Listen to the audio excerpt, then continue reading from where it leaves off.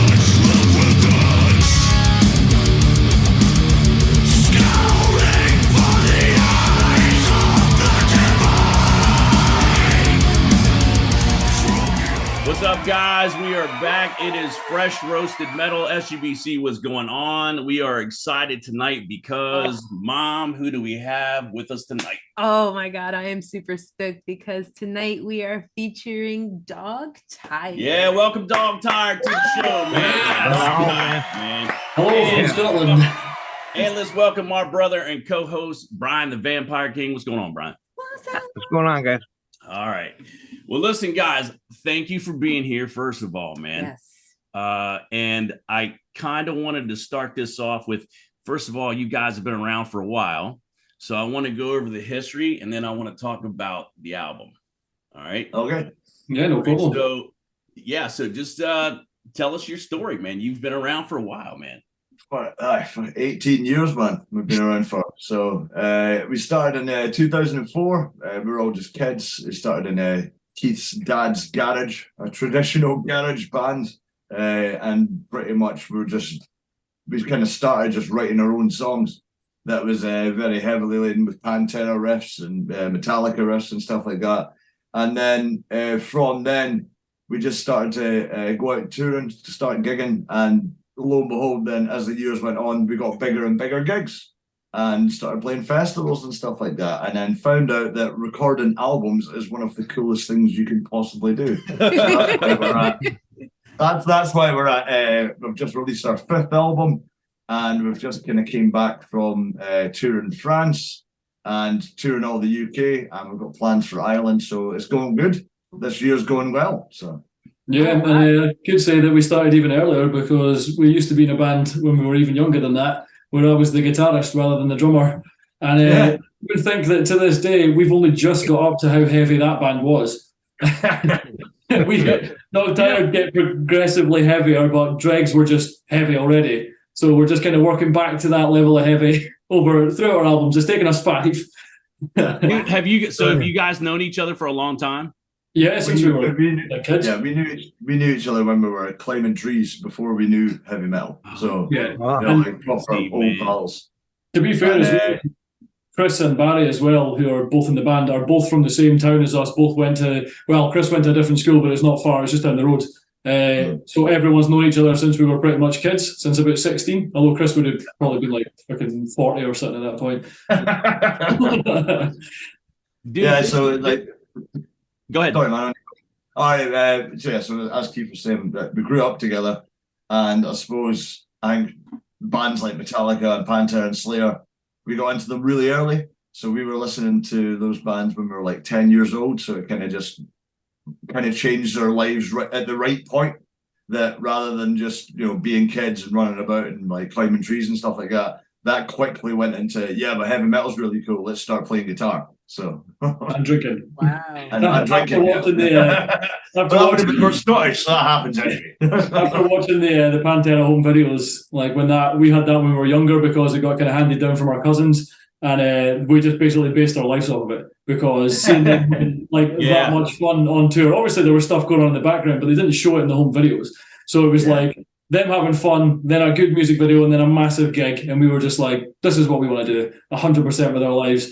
So we've continued to do that. We still have shit jobs, but we've continued to hold the torch for metal in Scotland. Yeah, dude, and very loud and strong too, man. Luke, how important is it to you guys for that you have the friendship that's bonded you, since childhood until now, man? Because we've talked to some other people as well in bands before where the friendships they've been around, since kids, man. And I find it's really makes the difference in a band. Yeah, man. I mean, I suppose that because we're like best friends, we learned music together and learned how to write music together. So, I mean, now it's to the point that even if I think about the most recent album, that didn't even actually take that long to really create, because me and Keith will just go in the room and we automatically just know what each other are thinking when we're playing. When I'm playing riffs, as Keith said before, he's a guitarist originally. Even though I don't know when the last time you touched a guitar, Keith, but when I play a riff, Keith just knows roughly how to play that, so he knows exactly what to make up on the drum kit. And because we grew up together and we listened to the same metal, and we still do now, listen to the same metal, and if we find new bands, we'll share ideas and stuff like that. It just makes writing so easy because you're already second guessed what that other person's going to be thinking or what idea they're already going to be like kind of whipping out to the table. So it's so important. I'd say it's like I couldn't imagine being in a band with someone that you just met, because you would have to do all this almost like months and months and years of like just getting to know them and understanding what type of music they're into. But for us, it just works. It just clicks in because we're brothers essentially. So.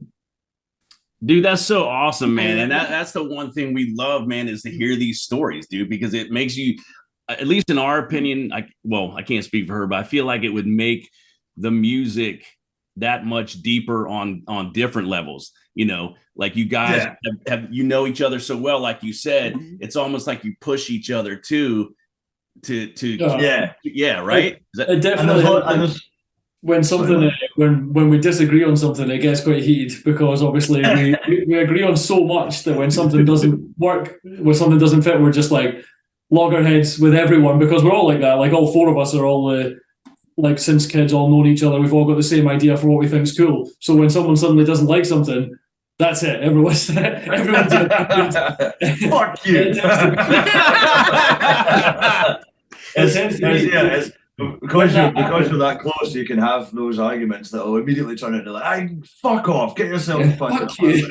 But because your family essentially like is quickly just like sorted out, and it's better being like that and being honest with each other as well when you're creating. And you tend to find that the bits that you disagreed on slowly, like you'll be so adamant about it, and then slowly those bits will just disappear from the album. Because everyone's not agreed. Even if you're completely for it being in the album, you'll just naturally yourself even get rid of it, and then you end up with the best possible album that you can have. So we always aim for having no filler. It's just one of those things that we always wanted. Like we'll have ambient track style things, but always no filler. And then you look back at old albums, you're like, damn it, that was a filler. But I suppose going back to what you were saying as well, is we've been kind of creating music for so long that there's definitely tracks on the newest album and the album before that's actually not really for anyone else. It's just for me and Keith, and like our kind of love for old specific bands, like the instrumental Pillars of Phobos, when it's kind of probably unpopular. I don't know about in America, but it's unpopular in Scotland to throw on like a long instrumental track on a metal record. But we do it because we fucking want to, and it's for us. We're right on. Really. I love that. Yeah, so it's like a kind of nod to all the stuff that we grew up on, but our own take of it, kind of thing. So. Yeah, that's cool, man. Speaking of the music that you grew up on, How has your taste in bands changed over the years, man? For me, as I've gotten older, I always kind of like try to keep finding new bands, whereas a lot of my friends are kind of stuck in the past. And I've just never been like that, man. How is it with you guys with your musical taste? I think it's a bit of both, like, because I love the stuff I grew up on. I love the kind of what I call the greats. Like, you got the old Metallica albums, or Metallica in general, and then Pantera, Slayer, Lamb of God when they first came out, and those, like, that run of 4 albums that they did, that was like, that kind of changed the face of the earth, what I mean, for a bit. What was going on there? So I love the kind of old greats, and I always regularly listen to them. But there is, I find it really difficult to kind of troll through the million bands that are out and find something that I really like. But now and again you do, and it was worth hunting. And I think that's something, well, as I was saying before, that like me and Keith we've got very similar music tastes, that when we find something, I just become quite obsessed about it. I'm like, oh my God, have you heard this new record from this band?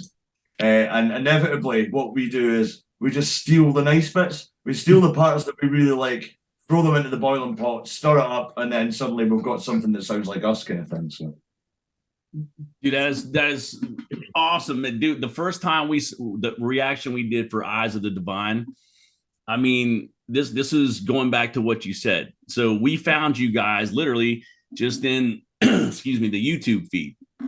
It just came up, and I just saw it, and I was like, Dog Tired.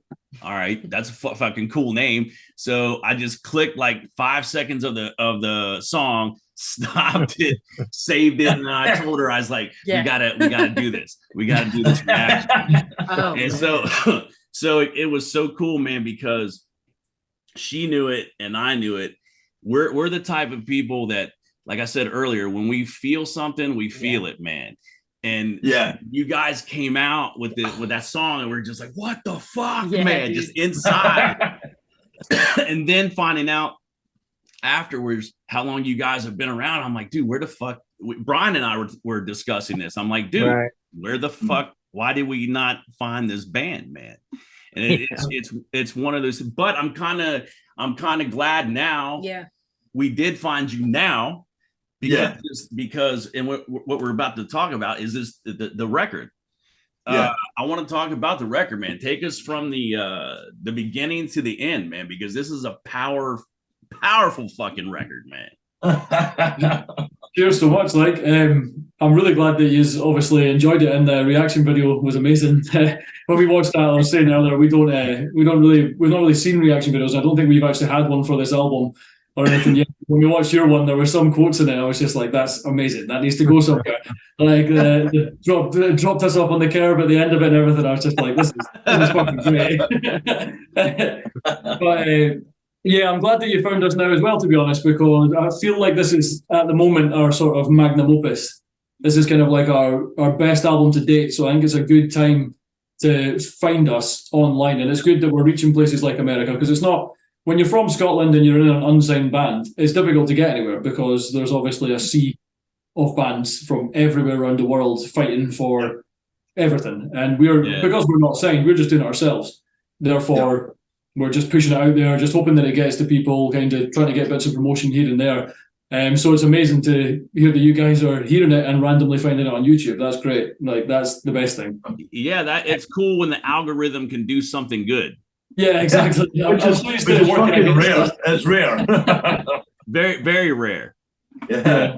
So back, Keith, you want to start on the album, or should I start? Now you can go on to it, man. Right, cool. So obviously we went through COVID, and it was absolutely shit for the entire world. But when we got to a point that you were legally allowed to go out and jam and stuff like that, we were in this horrific point in Scotland where you were allowed to go to your work, but you weren't allowed to do anything else. So we were like, what the fuck? So me and Keith would meet up, and we would record. Well, we would just write a song and record it on our phones. But because we were so excited about being back in the room and back together and in real life, we were kind of pumping out a song a day. We were just so we were like, oh wow, just kind of throwing together ideas, and it was a little bit different to maybe writing other albums that I hadn't. So like, I think every guitarist has sat down and written full sections for a drummer, and then came and went, hello, this is my song. Rather than doing that this time, I would like maybe have a kind of rough idea of maybe like 3 or 4 riffs, and then we would go in and me and Keith would just figure it out together as a song. So I think there's a proper collaboration rather than being like specific people's songs in this album. And I think you can really hear that in the Red verse, that it sounds raw. There's like a rawness to it, and there's something about it that's like visceral but quite human as well. It doesn't feel like it's to a metronome or anything like that. It's a very real album. Yeah. It doesn't feel like it's to a metronome because it's not. Yeah. It's real. It's live timing. Yeah. Like me and Keith, like recorded it together. So we recorded it with our friend Jamie, who also recorded the Electric Abyss, or the album before. He's in a great band called Pingwitch as well, and he's one of these guitarists that's brilliant. But we've known him for years, like over a decade. So he just understands Dog and knows exactly what we want to sound like. And just so happened he had a new studio at the bottom of his garden in this big kind of huge house that he had. He had kind of the top floor cut in half. So he had the glass viewing platform for Keith playing the drum kit and stuff like that. So there was lots of knocking on the window and being like, to Keith when he was drumming and stuff. But it was a really great experience. Really great experience to be in there. And you're always excited as a band when you're recording a new album, but it's great if the producer's really excited because that was the first time he had used that studio. So, I mean, even when I looked at the guitar cab, there was about 8 or 9 mics on it. And I was like, Jamie, you sure we need that many mics? He's like, just in case. Wow, so this was a brand new studio? Brand new studio, yeah. And you guys were the first in the studio to record? Yeah, we were first in. And it was good because we recorded the Electric Abyss, the album before this, with Jamie as well. But when he did that, he had the thing at the bottom of his garden, but it was just like a sort of shack at the time. He hadn't had it built up, so we just recorded that in our jam room, which is cool, and it worked out really well, and we've just moved things about to get it to work. But it's not quite the same as actually having the studio experience of going to the studio every day and things like that. Whereas with Electric Abyss, it was just like, we're in our jam room, we're recording the songs that we wrote in our jam room. This one, great for that, but the next step of it. Yeah. See, so the way I'm hearing this though, man, is it's like I see it as the universe has built that studio specifically for you guys first, man. Why? This album is fucking insane, bro. That's why, dude. First of all, who are the main lyricists between you guys, or the lyricists? I'm pointing down, but I suppose your screens will be in different order tonight. I'm at the top, Keith. Yeah. Yes. So I write the lyrics for the albums. And we kind of have this approach with me and Chris. It's like a kind of 2-singer band, just because we've got really different voices. But when we put them together, it sounds fucking mental. Like really crazy. Like one big man. Yeah. So we always joke saying that, like, because I love triple tracking voices, and if you're really sharp with the timing, it just sounds crazy. It's kind of like what Ozzy did back in the Sabbath days. Mm-hmm. I'll triple track my voice, Chris will triple track his voice, and when you put them together, it just sounds like one giant dude on the top of a mountain with a huge beard. Okay, so hold on. So right there, that's what I was gonna say. I'm glad you said that, because earlier that's what I was gonna say. I think it was Eyes of the Divine, but it was in March. It's sad. There's sometimes like the voices sound like a big fucking funnel, man. Yeah. Does that make sense? So cool. Like a big funnel. Yeah. Around in my head.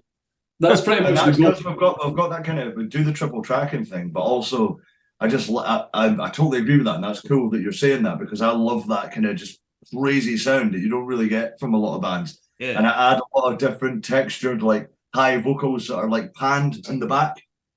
So when you're listening to it, especially on cans, you're like, what the fuck is going on? Because it's just like voices all around you. So yeah, man, totally. So that's where we do the vocals. And the lyrics, I'm just, for me and for Keith and for all of us, like, metal and music is like, it's total escapism. So all the lyrics are like, I absolutely love horror films. I read loads of Clive Barker when I was writing the lyrics and stuff like that. And it's pretty much sci-fi cosmic horror. It's total escapism fantasy with the lyrics. And that's the stuff I love to go on stage every night and sing. Because I think if I was singing anything about, like, the state of the world today, or politics or religion, I'd be like, man, you feel drained. You know what I mean? I'm like, I want to sing about demons and fucking wizards, man. Yeah. Goro and shit, man. Yeah, totally. Man. Yeah, That's what we the know fuck that I'm talking shit, about. man. I think like, yeah, with the lyric writing process, sometimes like Luke just has a song already because he writes it like phonetically almost, where he's like, that sounds cool, and then he adds words into it, and then he's like, right, that's got a subject and things like that. But sometimes he'll come in with a full subject, full thing pretty much written, and sometimes his brain goes into overdrive because one of us has got a title for a song or something.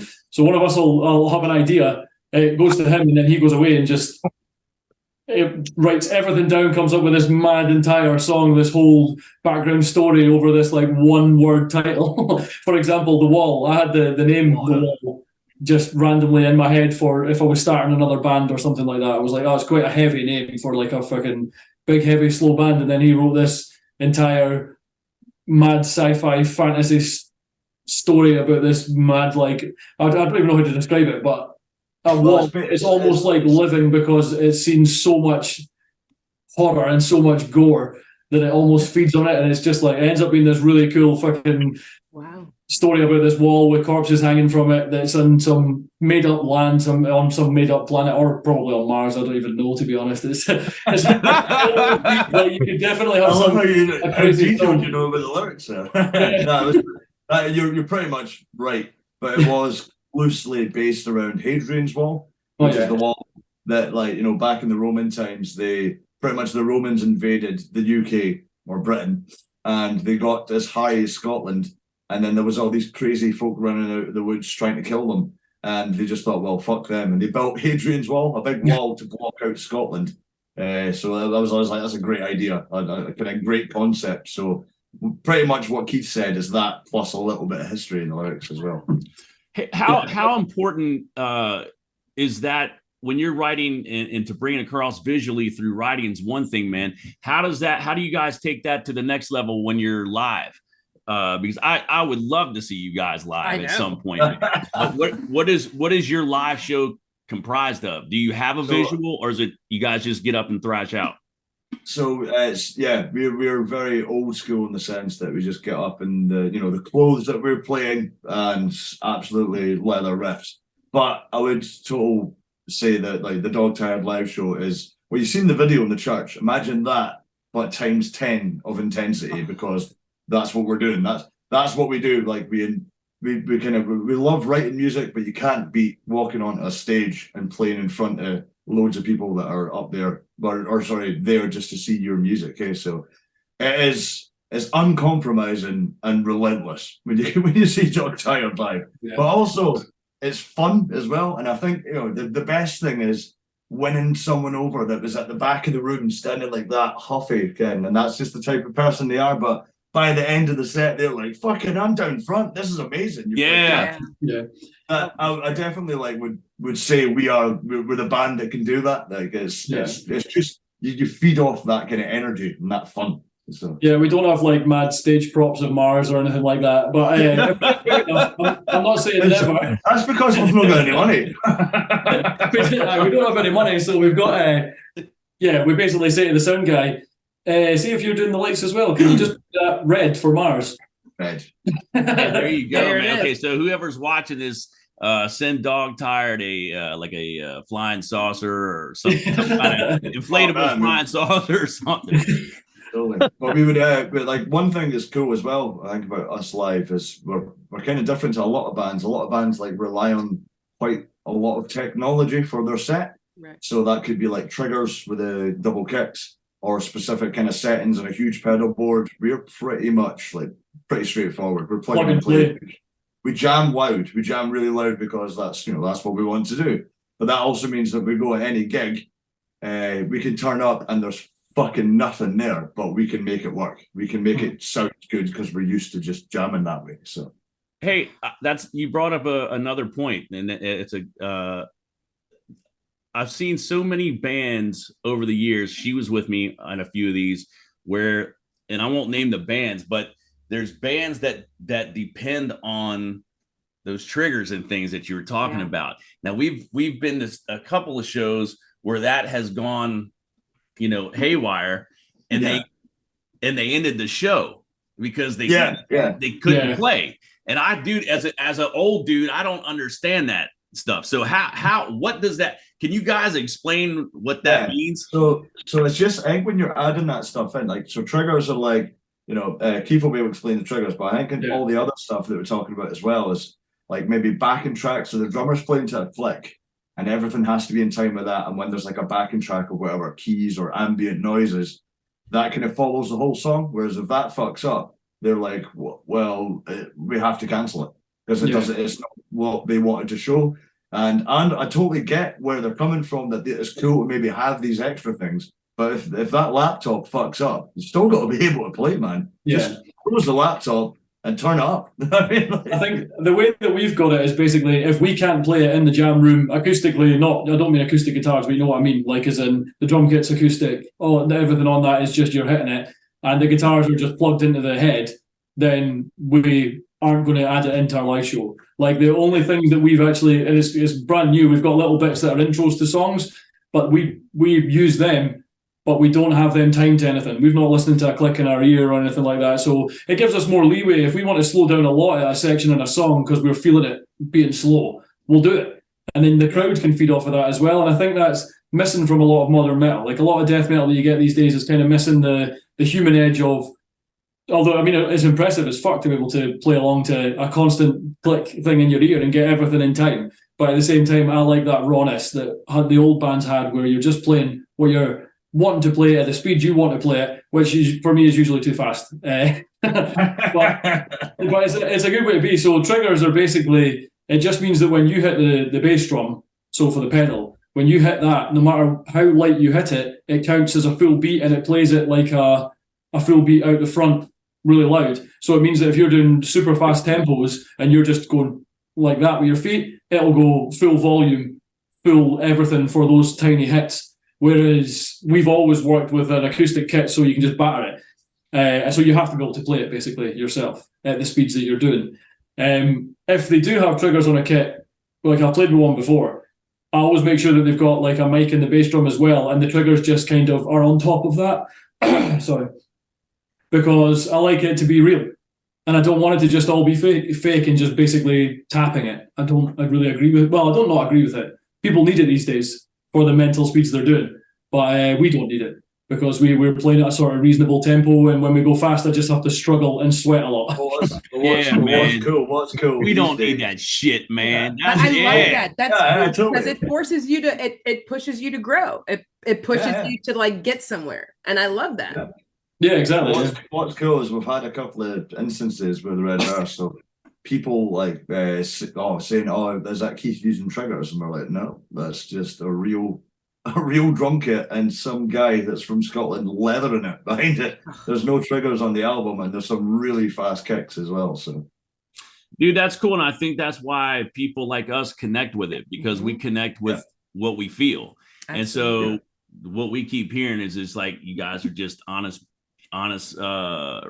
musicians, man, just putting out what you want to do, dude. And this is why we get attracted to bands like yourself, man, because it goes beyond just the playing, dude. There's things that you can feel in your music, like you were talking about earlier with the things you hear in the background. That's what we do. We just sit with the headphones. We love to pick that stuff out, man. Yeah. That's so cool here, because that's why we do it. You know what I mean? That's the feeling, the ideas and things that you're hearing there, and you're picking them out. That's me and Keith essentially being like, oh, throw that in there because it'd be really cool. I love that. That's us doing that. It's really cool. It's the other side of the world listening in. That's really cool. It's cool because like the first time you hear it, maybe you won't catch it. The second time, maybe you won't. There's always going to be something that you'll find in these songs at just different points, because you're tuned into a certain frequency that thing just kind of might be tossed out at. And I think that's really cool. And the fact that you guys just go at it with like blood, sweat, and tears and shit like that, like you do feel it. It's us being able to feel like a piece of you in your music. Like that music is just an extension of how you're saying what you feel, or, you're giving off an emotion of some sort, and it's just through music. and it's cool. You can grab that, you know. Yeah, I love that. I think that's what we've always kind of wanted, that feeling that like it's almost like an experience of you being in the band. And I think one of the things that we did that I never, like, people don't really think about, but Jamie, when he first set it up, when he was recording us, he did the panning for, this was the album before, with the drum kit, and he just automatically did it as if you were looking at the drum kit on a stage. So like your right cymbal would be on your left and your hi-hat on your right and stuff like that, and that because you pan the kit kind of like that. So he panned it, and I think a lot of people do it, but as if you're watching the concert. And we were like, no, pan it so that it's you're sitting behind the drum kit. So you can sit, if you're air drumming to it, you drum the same way that you would drum in real life, and it goes. Dude, that's fucking badass, man. That's fucking bad. I love you, motherfuckers, man. That's badass, dude. I think there must be older bands that do that, like, because sometimes, you know, when you're just listening, you're like that. I feel like I could play that drum kit.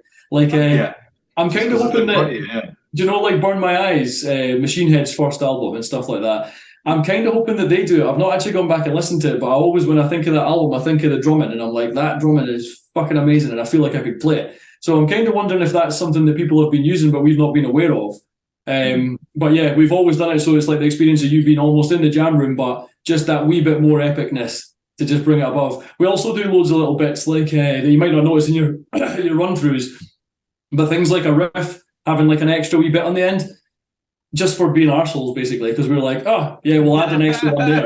And then, you just trying to see people see, that's the shit we like, bro. Catches shit. I love that. It's like little Scooby, it's like Scooby Clues. Yeah, and people might not notice it until they've listened to the album a lot, or until they're maybe trying to learn it. For like, there's a few folk have done guitar playthroughs of, I mean, they're friends and stuff of ours usually, but when they're learning it, they'll just probably be like, why the fuck did you do that? And we're just like, I don't even know why. I like that shit, dude. There's some. I'm really, really proud of the riffs on this album, because they feel like they're real. There's like emotion in them. But also, I was a total dick because there's riffs that like play in a specific song at the end. I think like track 5, and then that riff comes back, but in a different timing in track 8. Just to be a dick. Is that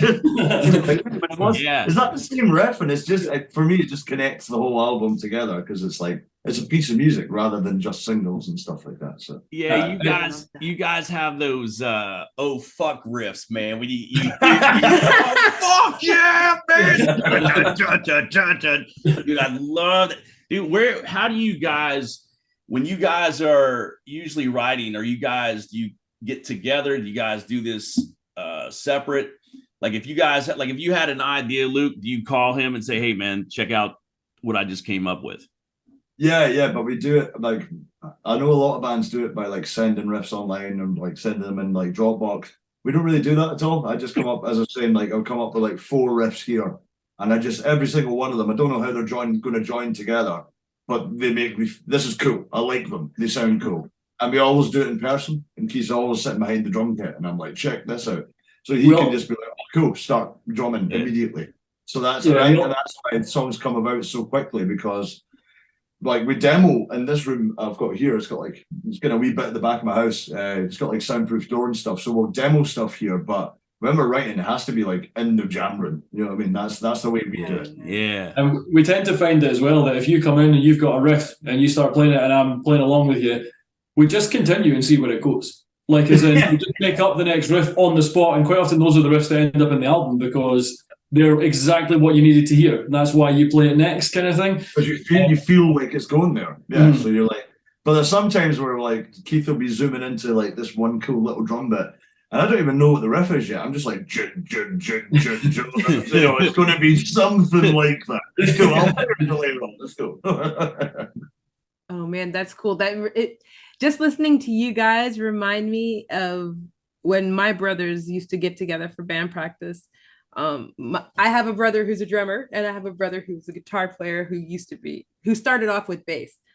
So yeah, man, when I used to just watch them, at band practice and watch them jam out, like I'll see it. It's like you can see the little going back and forth between each other. My brother Ryan just start going at it, and then Jade pick it up and be like, "Oh yeah, yeah," and it's just so magical to watch, and you're like, "Oh shit, that's hot."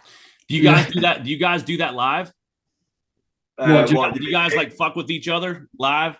We'll certainly pull some mad faces at each other, but we don't like we don't like. I don't like jam and go, Keith, I'm just going. Well, no, Keith, that's actually a lie because I do like extend bits, going like, oh wait, you hold this bit because this bit's cool. He keeps doing pauses when we're meant to come in and that. And I'm just fucking. We just did a few dates in Scotland just at the weekend there with a French band that were over with us, and there was like, there was a couple of nights of just being like, no, Keith, just stop this bit because the crowd are going mental, and he's just like, what the fuck am I doing? Why stop the song? Okay, cool. or if we're meant to go straight into a song after one, like in the set, and then I start playing it, and you're not playing because you've decided you want to speak. Yeah. Hey, speaking of live, man, what's going on with you guys now for the summertime? Are you guys touring? Yeah, man. So we've been doing this. This actually the tour for the Red Verse. It's called the Red Tour.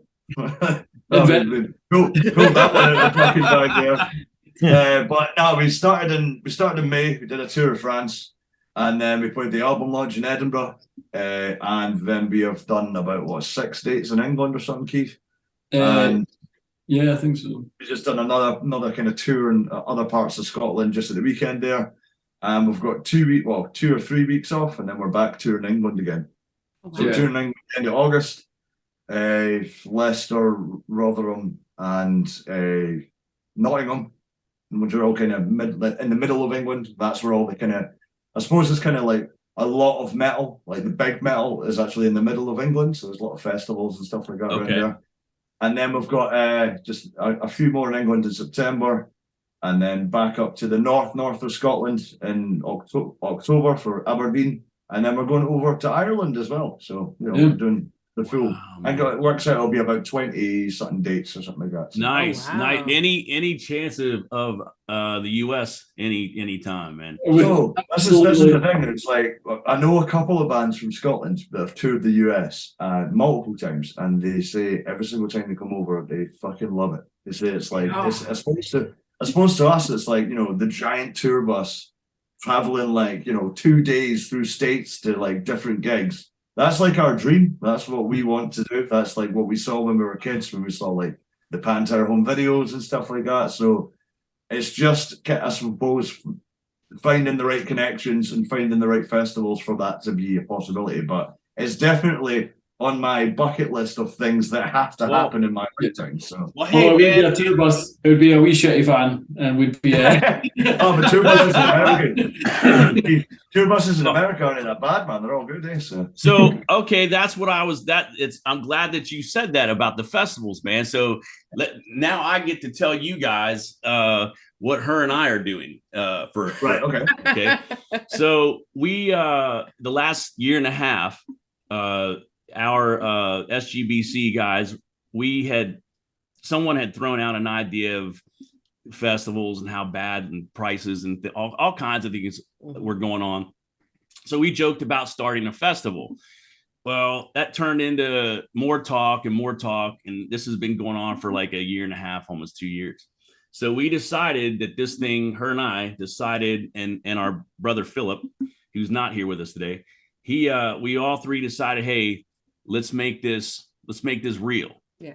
So her and I decided to quit our jobs. We're quitting our jobs, man. And we're going to we're headed towards Colorado to start a festival called the SGBC Barbecue Fest. Yes. That sounds awesome. Sounds amazing. Yeah. So we said we can't take work anymore, man. We just can't do it. It's not what our soul wants. Our soul wants to make this festival, right? So my question to you guys is, when the time comes and everything's ready to go, yes. Yes. Yeah. Fuck yeah, man. 100% yes. Fuck yeah, bro. Yes. No, there's always logistics involved, but you know what? We'll figure it out, man. We'll figure it out as a yes. So. Yeah, because that's what we talked about it, man. These guys have to play. Oh, dude, the first time we heard you guys, I was like, man, that's barbecue fest. That's complete barbecue. Yeah. Like there's no way that like my mind was already seeing you guys on the stage and I was just like rocking out and I was like, oh God, yeah. So yeah, dude, like Colorado is where we're going. Cool. And it's there's a number of different reasons, but the main thing for this festival is to unite people. It's the only way, music's the only way for us that we know that can unite people, man. And food. So and food as well. Community, so, so we've got the food and the community and the music, and if you put it in the right spot, it'll work, man. And that's the whole thing. Our intention behind this is to do something good, for humans. It's to do something good, man, so people can go and relax and listen to great bands.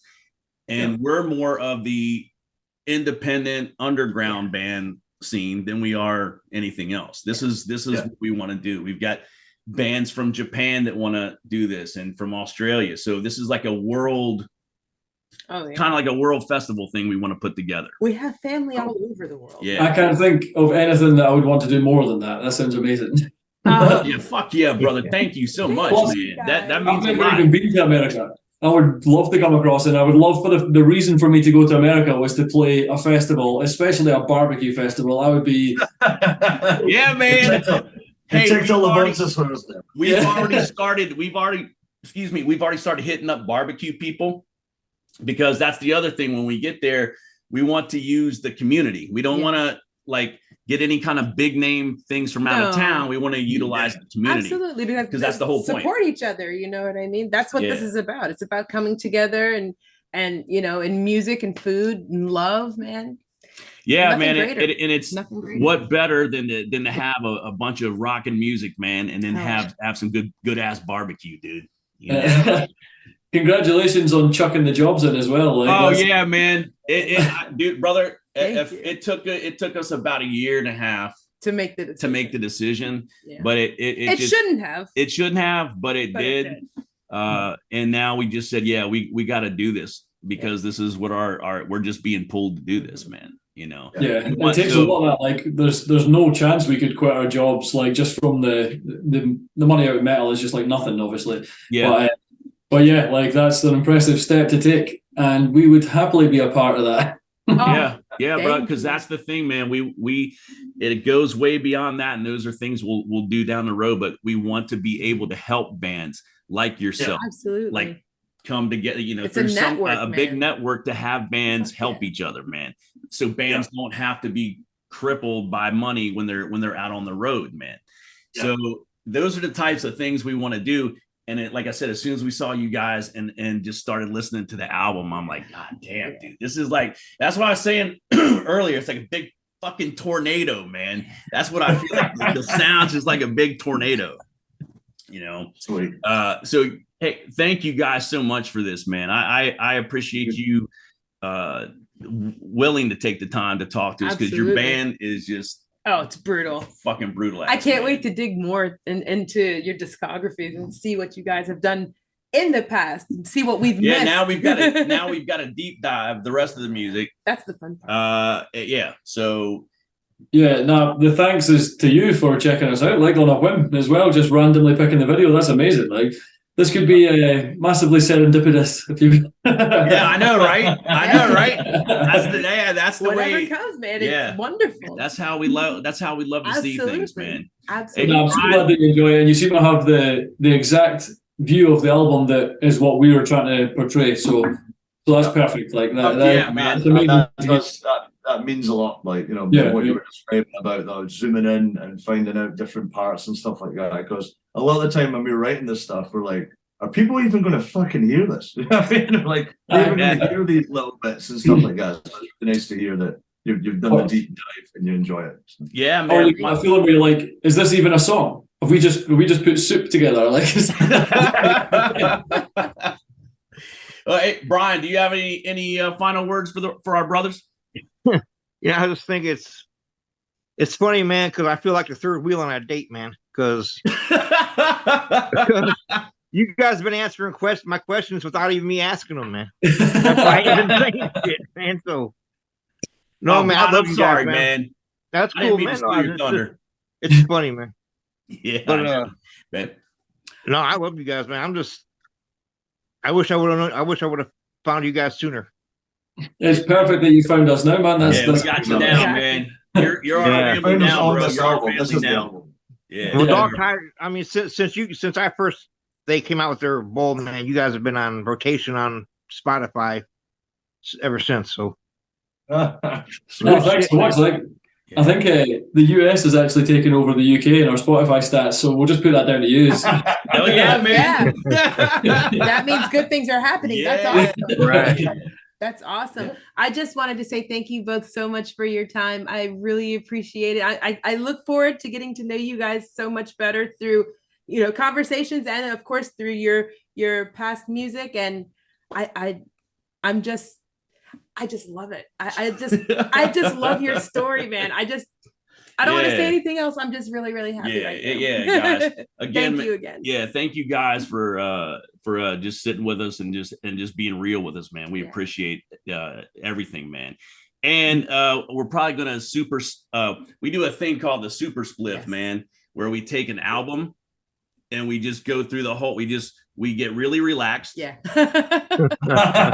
Cool. Yeah. It's the same in Scotland, man. It's cool. It's cool. Yeah. So we get really relaxed, and then we listen to it. We don't critique the album. We just feel the album. Yeah. And then we just talk about it while we're. Yeah. So yeah, we're gonna do that with the record if you guys are cool with that. Oh, 100%, man. Yeah. Fuck yeah, man. You can use it for any purposes you want. Hell yeah, brother. thank Thank you. you, man. Thank you so much. Hey, you guys are our family now, man. Yes. Thank you for everything that you do for us, man. We for all this music, man. Fuck yeah, bro. Hell yeah. Bro. Hey, Welcome to the SGBC. yeah, hey, and stick Yes. around. Hey, stick around with us after I get us out of here, man, because I want to talk to you guys some more, man. Yes. All right, guys, Okay. that Cool, is yeah. the end of this edition of Fresh Roasted Metal, man. It has been a fucking awesome one, dude. If you guys are still here with us, man, give us that big thumbs up, but just don't give us the finger, man. Don't give us the finger. It's man. not. And if you want to, man, hit that subscribe button, join the SGBC, man, hang out with us, watch Fresh Roasted Metal with us, hang out, and dude, just have a great time, man. Thank you guys so much for doing this again. Thanks for having us, Luke. Yeah, man. Fresh roasted metal. Yes, man. We'll see you guys next week or next month. Next month. Peace. Back on, man.